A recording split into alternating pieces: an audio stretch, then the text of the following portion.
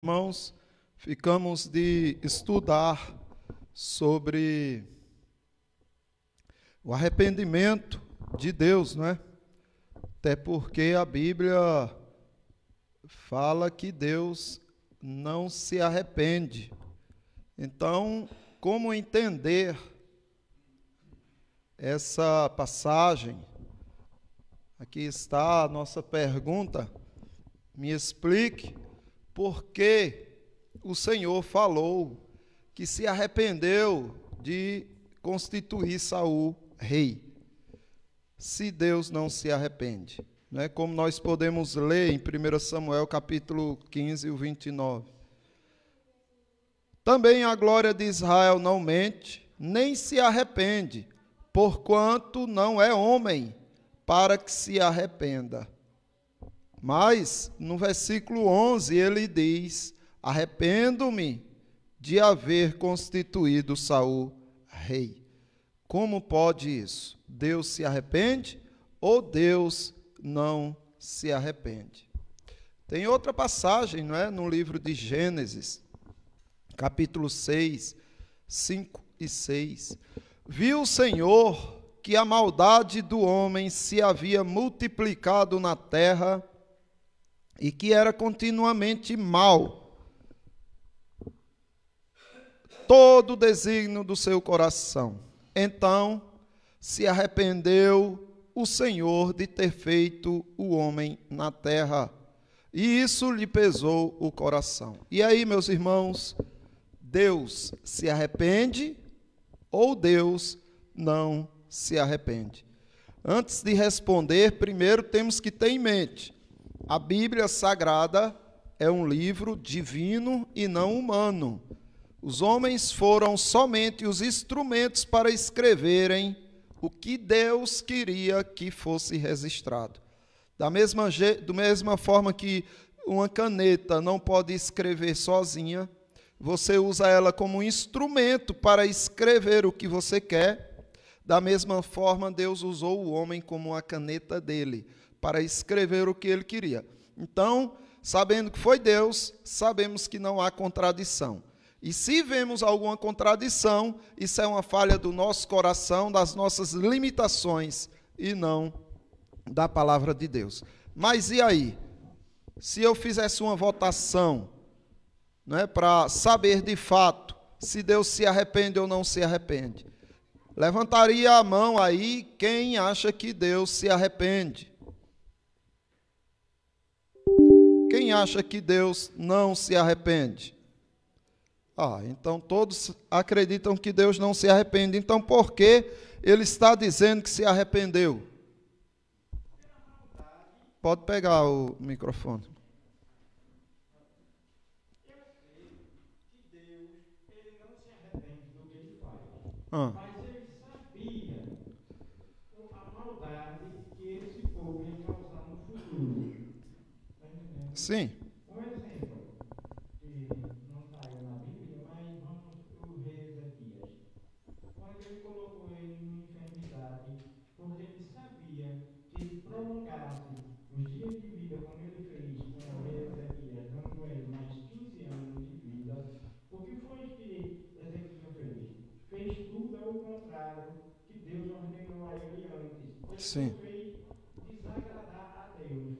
Sim. Mas e aí? Então, Deus se arrepende? Se ele se arrepende ou se não se arrepende, por que ele não se arrepende? Já que está dizendo que ele se arrependeu.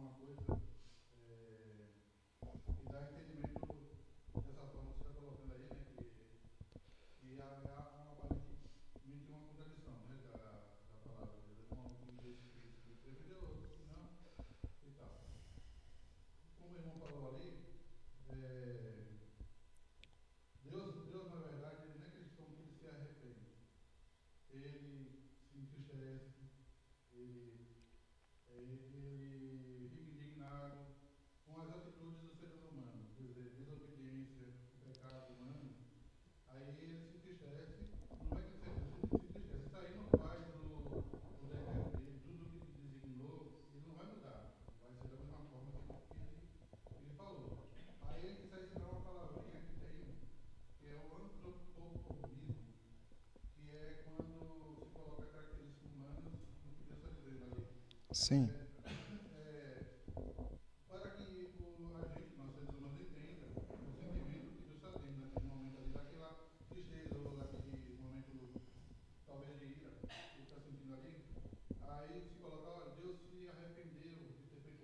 Tá. Deus se arrependeu de ter colocado Saul como Rei. Mas na verdade não é isso. Na verdade ele se entristeceu pelo pecado, pela desobediência. Entendeu? Então é uma maneira de ser colocado ali para que a gente, através dos nossos sentimentos humanos, a gente entenda o sentimento de Deus ali naquele momento. Mas não é que realmente Deus se arrependeu. Mas se a palavra aqui é entristeceu, lá também deveria ser entristeceu, né? Quando diz assim, se arrependeu o Senhor ter feito homem. Vamos colocar, se entristeceu Deus de ter feito homem. Só que mais de ter constituído Saul rei. Só que, posteriormente, ele diz, eu não sou homem para que me entristeça, seria. Eu não sou homem para que me entristeça. Não, eu sei, porque se em cima é assim, não é? Se aqui... entristeço-me de haver constituído Saul rei. E mais à frente ele diz, entristeço-me, eu não me entristeço, porque eu não sou homem. Sim, está mais por aí do que simplesmente dizer que, não, esse arrependimento é uma tristeza. Sim.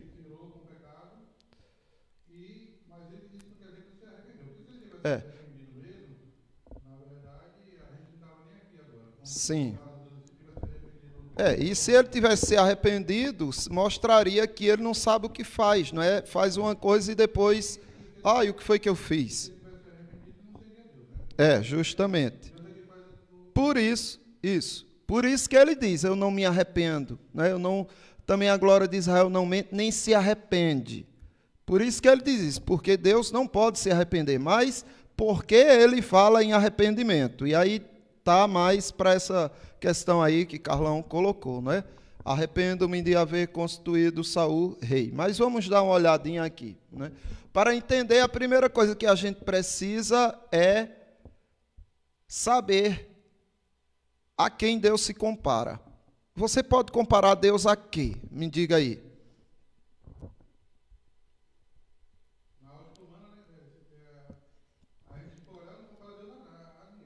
Então, vamos lá, vamos ver.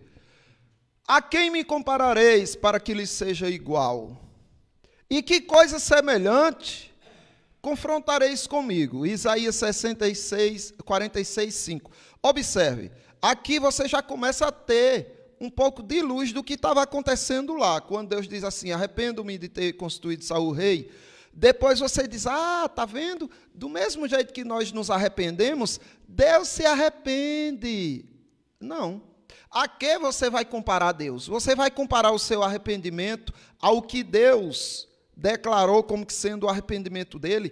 A que você vai confrontar a Deus? Observe o 40:18. Com quem comparareis a Deus? Ou a que coisa semelhante o confrontareis? E depois o 25. A quem, pois, me comparareis, para que eu lhe seja igual, diz o santo. Então, meus irmãos, nós temos que tirar essa ideia de que toda vez que a gente vê algum relato a respeito do ser de Deus, e que aparenta ser algo que nós temos, nós precisamos eliminar esta loucura de achar que aquilo que estamos lendo é, de fato, em Deus, o que temos em nós. Porque ele deixa claro, não me compare a ninguém. Mas isso não é só no sentido de poder, é no sentido de sentimentos, do que Deus tem. Se ele fala, olha, eu sinto assim, você não pode olhar para você e dizer, já sei, Deus, realmente, agora eu sei totalmente quem Deus é, nessa expressão de sentimento que ele está demonstrando. Não, a santidade de Deus é muito mais elevada que a sua. Quem é o homem? Quem são todos os homens? Porque Deus está perguntando, olha, vocês vão me comparar a quem? Me diga. O máximo que você, né? Qual é a parte mais gloriosa da criação de Deus? É o homem. Então vamos lá, vamos comparar o homem a Deus. Não dá certo.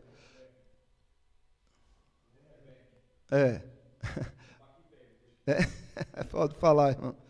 Aí a gente vai ver aí uma questão de interpretação.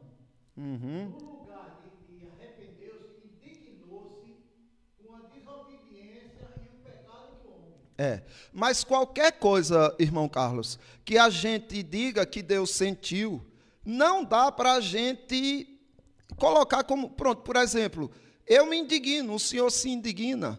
O que tem a ver a nossa indignação comparada com a indignação de Deus? Não é? No caso de Noé, de Adão, né? Sim. Quando ele pecou, ele disse o quê? Agora vai comer com os próprios suor do teu rosto. Então vamos supor assim, uma punição que ele colocou por conta, não do homem, mas por causa do pecado do homem. Isso, justamente. Aí veja só, com que nós podemos comparar a Deus? Os nossos sentimentos, a nossa tristeza, a nossa ira, né, a nossa indignação. Como comparar o que sentimos com Deus? Porque se você olhar para o homem, a coroa máxima da criação de Deus, quem é ele? Ou melhor, quem são todos os homens juntos? Deus diz, Isaías 40, 17 e 18, todas as nações, ou seja, todos os seres humanos juntos, são perante ele como nada. Ele as considera como? Não. Leia direito. Ele as considera? Não, mas antes.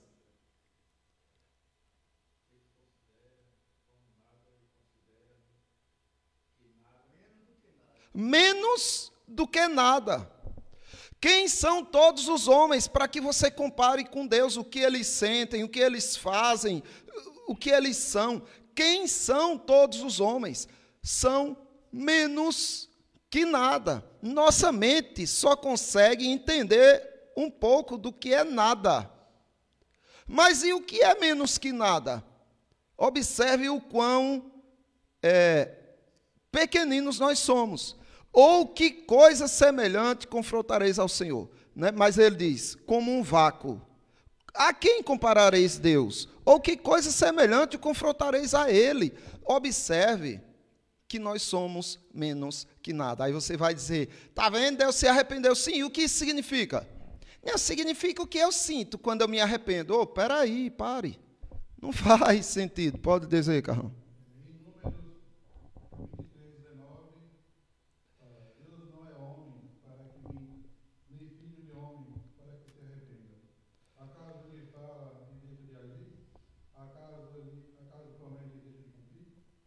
Justamente. Aí veja só, qual é a resistência do homem e qual é o poder de Deus? Vamos comparar o homem resiste até quanto? Não é? E o que tem a ver o homem com o poder de Deus? Isaías 40, do 24.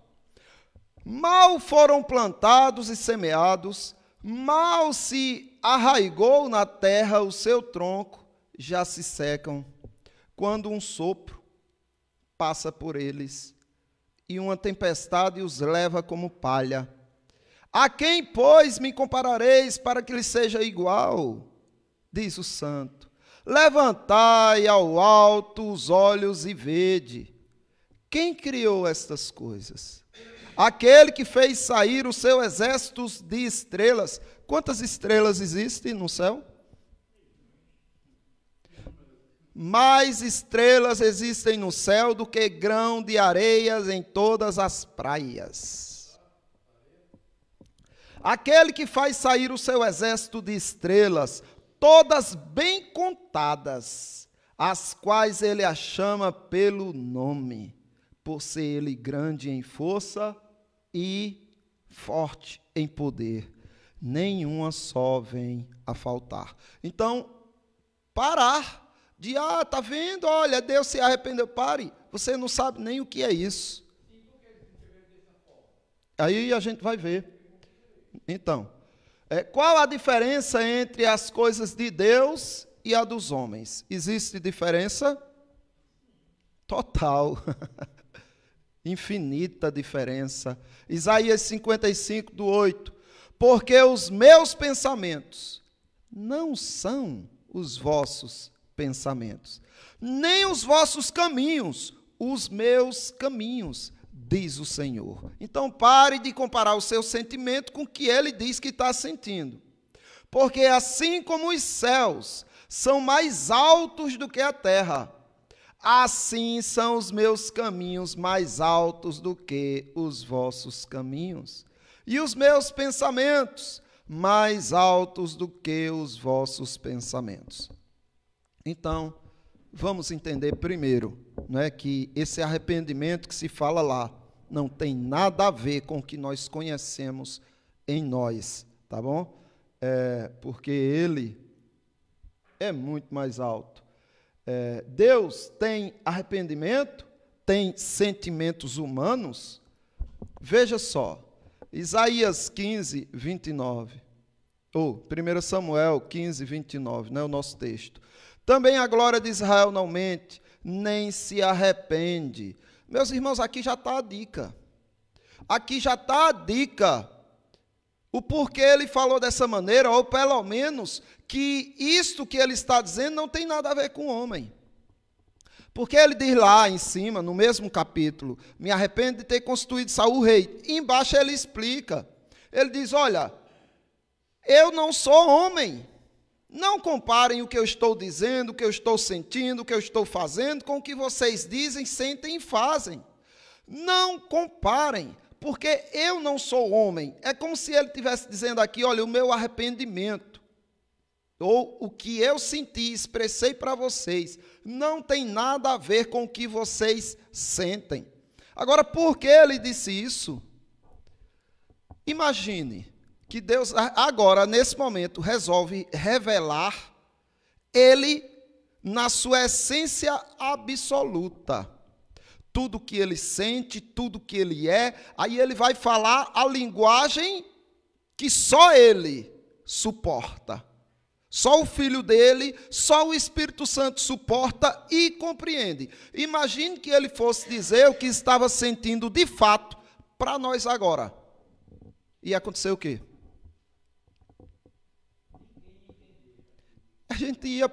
O cérebro ia explodir, minha gente. Nós não iríamos alcançar a grandiosidade do que Deus sentiu.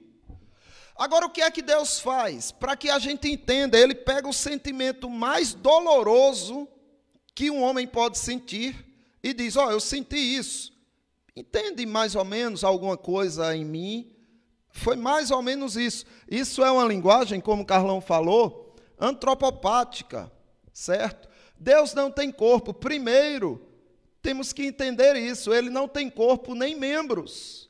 Por exemplo, Jesus Cristo, quando ressuscitou, ele diz, no Evangelho segundo Lucas, capítulo 24, do 39, ele diz o seguinte, vede as minhas mãos e os meus pés, que sou eu mesmo, apalpai-me e verificai, porque um espírito, como é um espírito?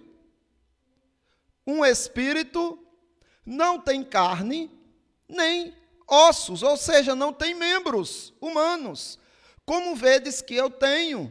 Dizendo isso, mostrou-lhes as mãos e os pés, dizendo, se eu fosse espírito, vocês nem estariam vendo mãos, nem pés, porque um espírito não tem mão nem pés. Ok. Mas por que Jó, sabendo disso, que um espírito não tem, Jó diz o seguinte, no seu livro, capítulo 19, 21. Compadecei-vos de mim, amigos meus, compadecei-vos de mim.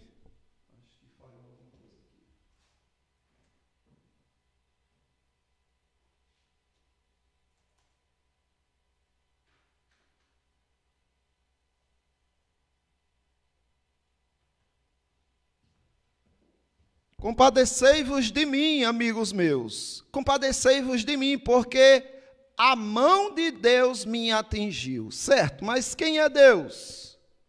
Deus é Espírito. E Jesus Cristo disse que um Espírito não tem mãos nem pés. Então, se Deus é Espírito e não tem mãos nem pés, por que então Jó fala um absurdo desse, de que a mão dele estava pesando sobre ele? Hein? Como resolver esta aparente contradição? É o que chamamos de linguagem, Altomir, linguagem antropomórfica. É uma linguagem que você, para entender o que Deus está fazendo, coloca membros humanos em Deus, para dizer os olhos de Deus estão, a mão de Deus, os pés de Deus estão sobre a terra. Então, é uma forma de você tentar ilustrar. Entenda um pouco, o homem é visível, Deus é o oposto. Observe 1 Timóteo, capítulo 1, do 17. Assim ao Rei eterno, imortal, invisível, Deus único, honra e glória pelos séculos dos séculos. Amém. Em Hebreus, fala de José saindo do Egito, capítulo 11, versículo 27. Pela fé, ele abandonou o Egito, não ficando amedrontado com a cólera do rei. Antes permaneceu firme, como quem vê. Ele não estava vendo, mas como quem vê aquele que é invisível. Então ele não tem membros, mas a Bíblia fala dele tendo mãos, pés e tudo mais, certo? E por que isso? Como eu disse para vocês, é uma linguagem antropomórfica e uma linguagem antropopática. A linguagem antropomórfica é quando você coloca membros humanos em Deus para tentar entender o agir de Deus na sua vida. E antropopática é quando você coloca sentimentos humanos em Deus para que você entenda um pouco do que Deus sentiu. Mas não tem nada a ver com essa baixeza de condição emocional que nós temos, sentimental que nós temos, tá bom? Veja só, se arrependeu o Senhor de ter feito o homem na terra. Interessante, porque depois ele diz que Noé achou graça diante dele. Aí Noé foi alcançado pela graça de Deus. Se ele se arrependeu de ter feito o homem, por que ele dá graça a Noé? Meus irmãos, esse arrependimento não tem nada a ver com o que nós vivenciamos. Observe que ele não destruiu totalmente o homem, deixou Noé e a família para dar continuidade. E o nosso texto também, não é? Veja só, também a glória de Israel não mente, nem se arrepende, porquanto não é homem. Esse arrependimento não é de homem, esse sentimento não é de homem, porque ele não é homem para que se arrependa. Então, não tem nada a ver com o que nós somos hoje, tá? Ou com o que nós temos.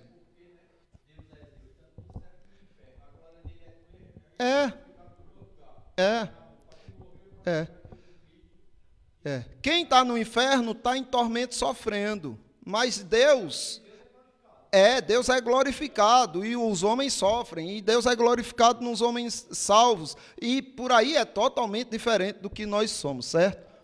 Então,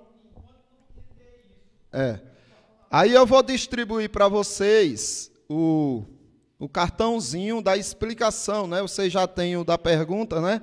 Agora eu vou dar a explicação. Explicando porque o Senhor falou que se arrependeu de fazer Saul rei. Essa é uma expressão humana, conhecida como antropopática, quando se aplica a Deus algo humano, apenas para que humanamente se entenda o que supostamente Deus sentiu. Nem se arrepende, porquanto não é homem, certo? E o próximo vai ser a respeito do sábado, tá? Juninho, entrega aí ao pessoal. Distribua aí para o pessoal. Então, os irmãos vão levar para casa esse... Olha, distribui esse também, dá um de cada, viu? Dá um de cada, cuidado para...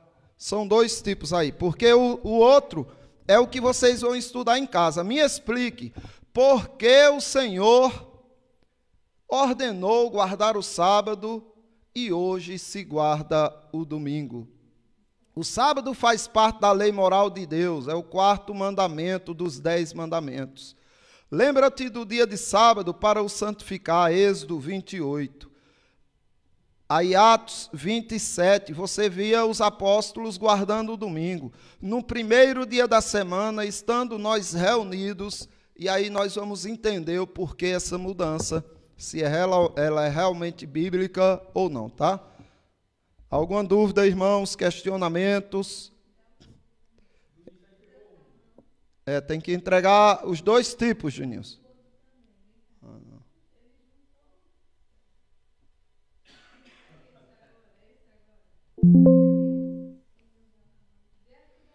acredito.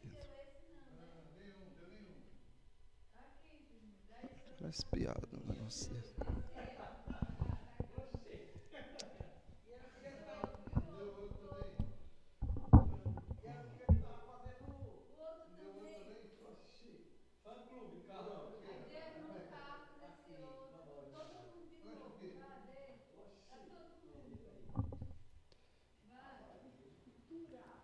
Veja, irmãos, e aqui,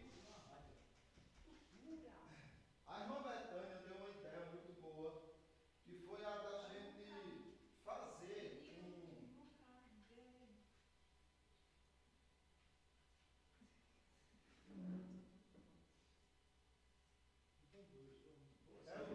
É outro, Juninho. Pega um.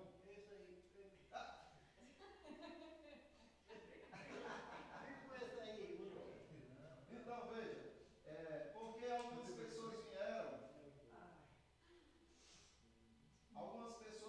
e ficaram em dúvidas a questão da Santa Ceia e tudo, apesar de eu avisar antes, né? Mas às vezes não afinam. A irmã Betânia deu a ideia de fazer uns folhetos explicando o que é a Santa Ceia. E aí eu achei muito boa a ideia, inclusive vou ampliar ela para todas as áreas. Vamos ter folhetos a respeito da Santa Ceia, a respeito do batismo, a respeito da doutrina, de cada doutrina da Bíblia, explicando resumidamente cada uma delas, a respeito do que é a igreja, do que cada, né, tipo a liturgia, como é a liturgia, o que significa cada parte. Então nós vamos ter vários tipos de folheto aí para que as pessoas escolham. Para explicar, porque aponta muita pergunta, por que é que as igrejas não praticam assim a Páscoa? Pronto,